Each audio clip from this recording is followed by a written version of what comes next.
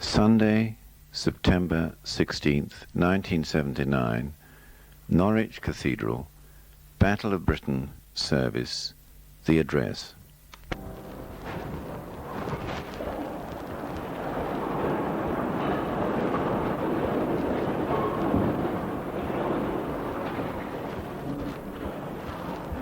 I'd first like to say that I do count it a very, very great privilege to have been invited to give the address on this great and historic occasion in this cathedral, which is such a part of our British heritage.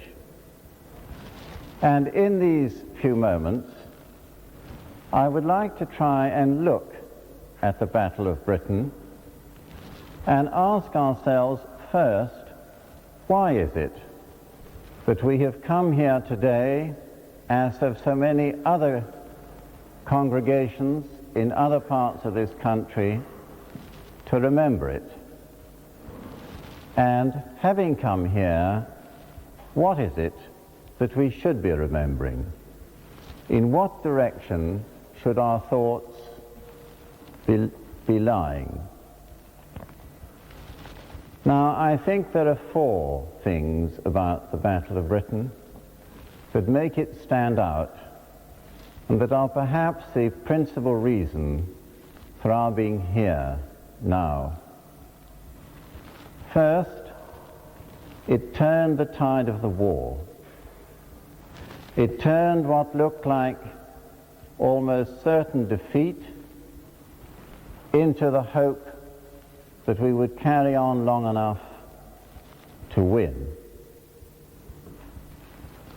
Secondly, it was fought by such a small number of men, so few of them, who stood, as it were, a David on our behalf. Then it was a battle between two armies, or rather two sets of military men. There were none of the complications that arise out of other battles where civilians are involved, where there's whole-scale loss of life. In a way, it was like the battle between the knights of old, and a battle that was fought with great chivalry, as well as courage and skill. And then, fourthly, those who fought it were so young. One has only to walk around the cemeteries throughout the entire world, whether in Eastern Europe, the Far East, Britain, wherever you like, and look at those tombstones and read what's on them. 17 years old, 21 years old. Of them who fought the Battle of Britain and paid their supreme sacrifice, it can truly be said, go back and tell them that for your tomorrow we gave our today. It was a supreme example of the sacrifice of oneself for the good of one's nation.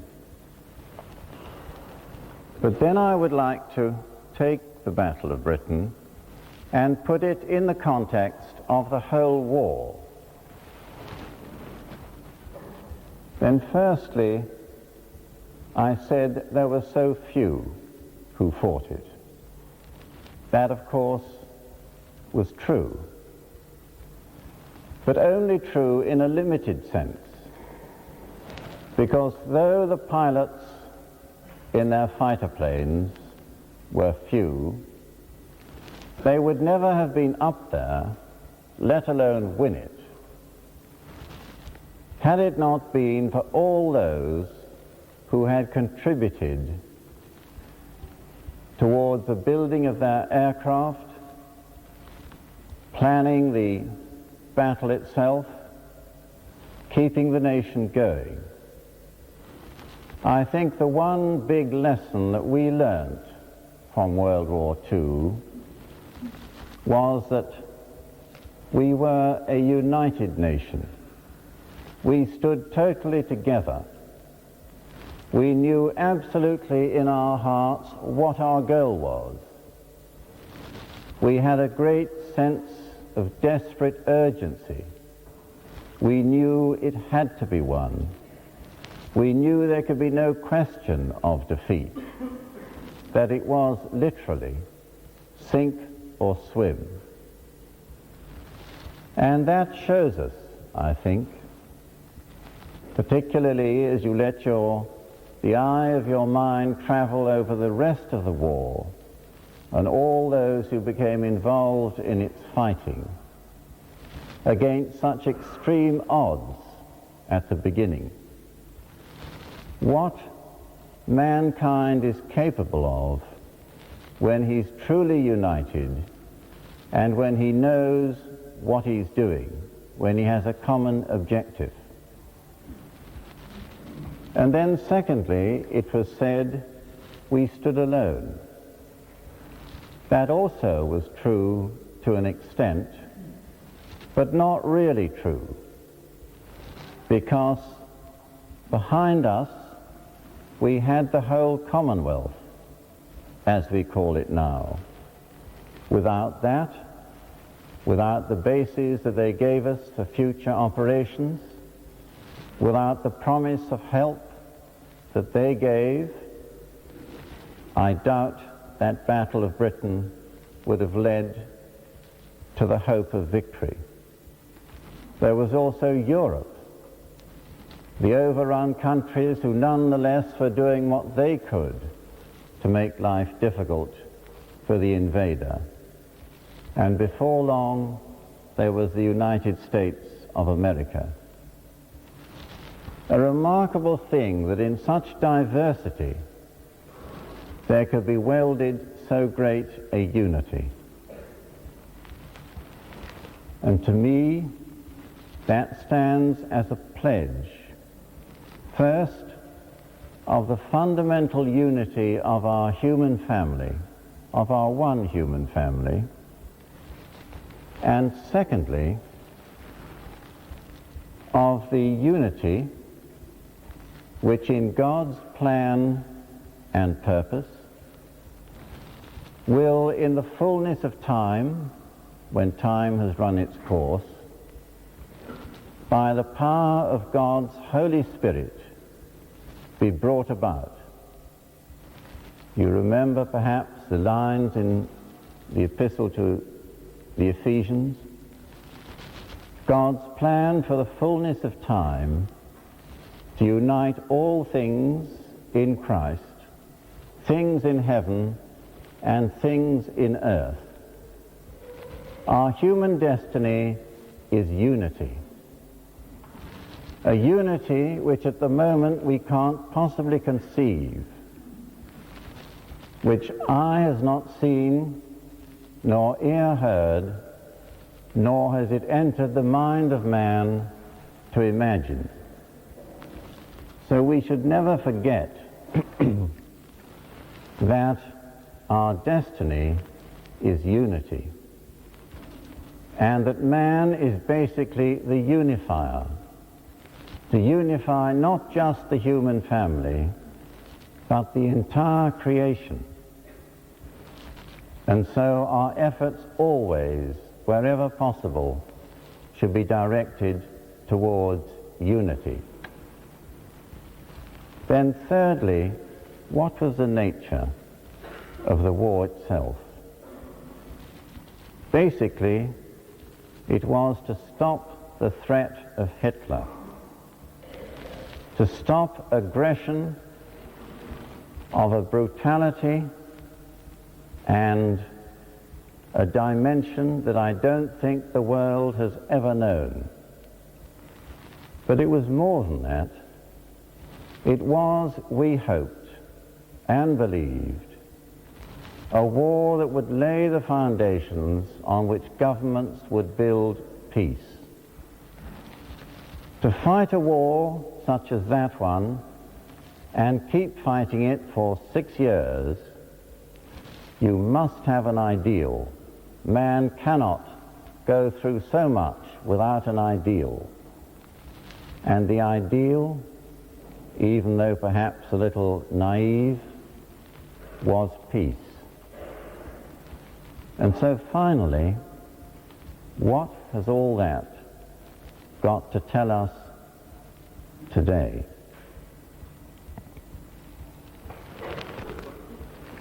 In the first place, I think it raises the question, could there ever be justification for fighting another major war? That is a question, you will know, which exercises many minds and is answered in different ways by many people. I'm talking not just of a small, limited war, but should it ever, God forbid, come again, a war against a criminal aggressor such as Hitler, determined to overrun and subjugate and submit the victim states to his own brutal rule. Now, if you'll bear with me for a moment, in order to provide the ground on which to answer that question, I ask you to look at international society as it stands today, and as it is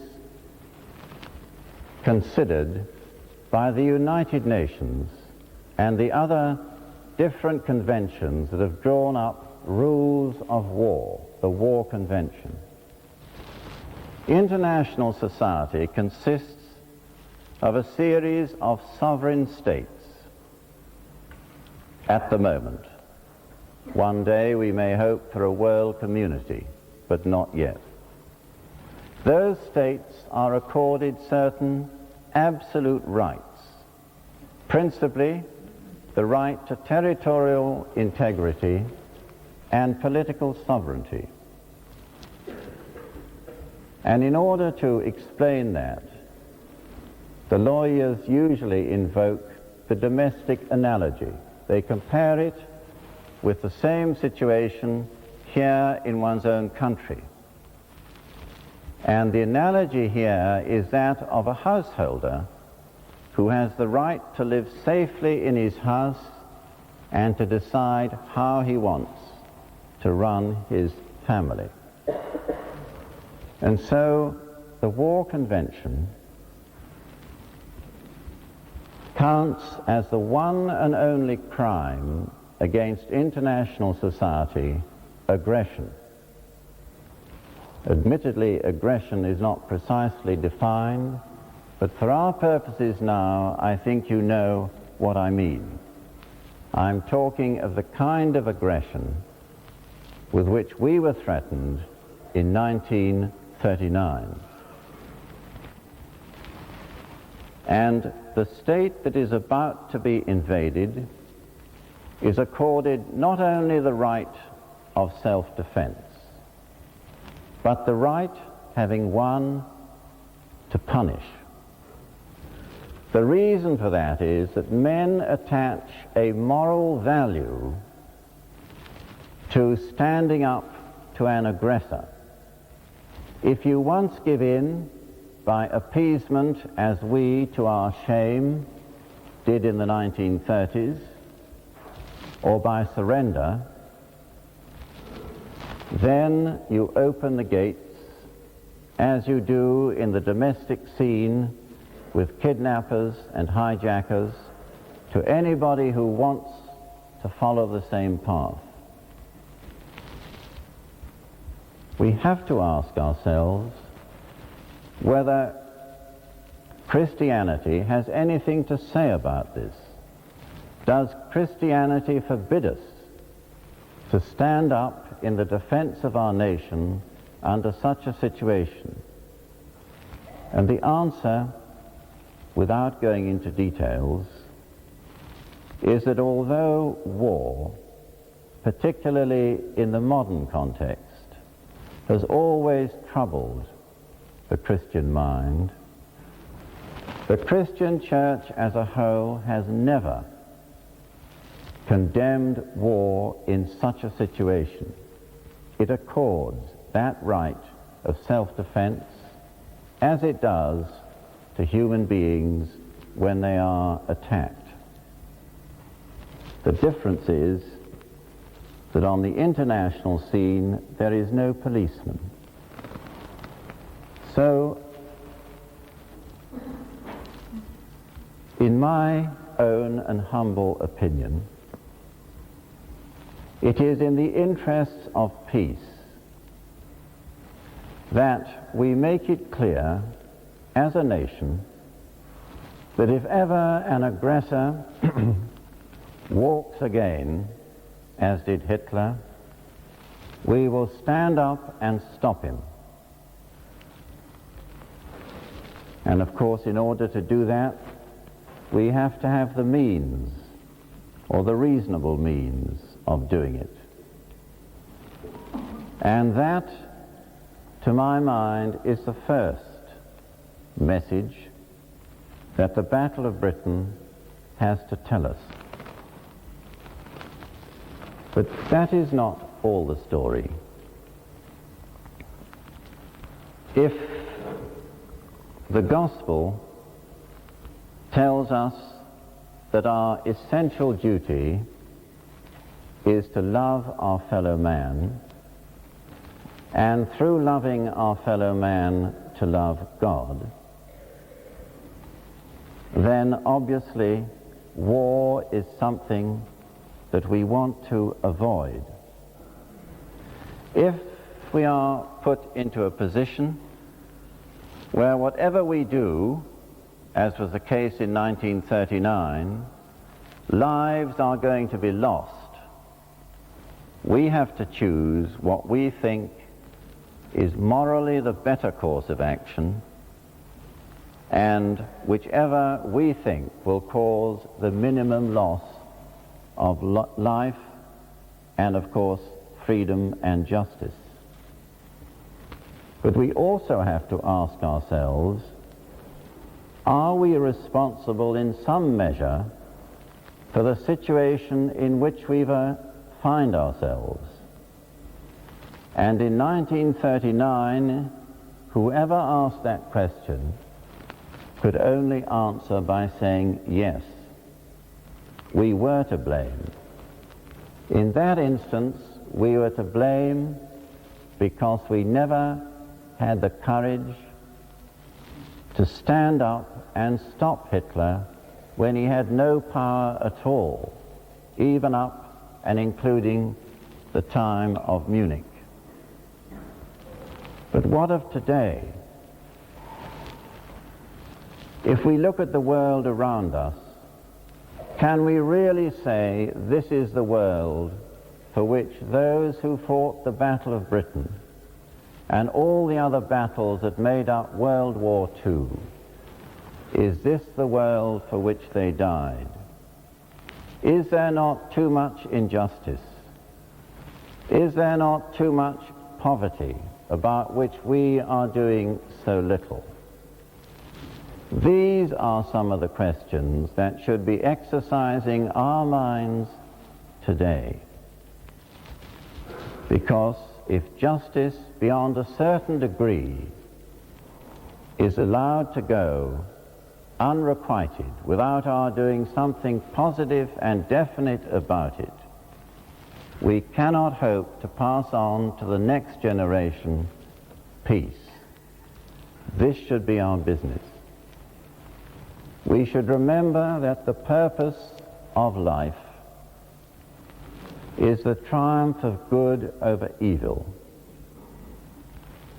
That our purpose as members of the human family is to work for unity. And in this way, we will constructively make war less likely. We can't stop an aggressor should one stand up. That is a different question. We can only stand ready if he does. But injustice is a cause of future confrontation, and that, particularly in the field of the poor world, is something we can. And in my opinion, because this is such a complex problem, one thing is essential if we are to work effectively, and that is a common national purpose to do something about it. There must be a commitment to it before each of us can work out how in our different ways we will work for it. And one thing I have long hoped for is that the day might come when we would restore to this nation the 2-minute silence, to remember the price that's been paid for peace, and to decide what we as a nation can do to make this world more livable, to do away with some of the injustices, and truly to lay the foundations of peace. And the more I've thought about it, the more I've thought that of all days in the year, the day that we commemorate the Battle of Britain would be the day on which we might do that. Thank you.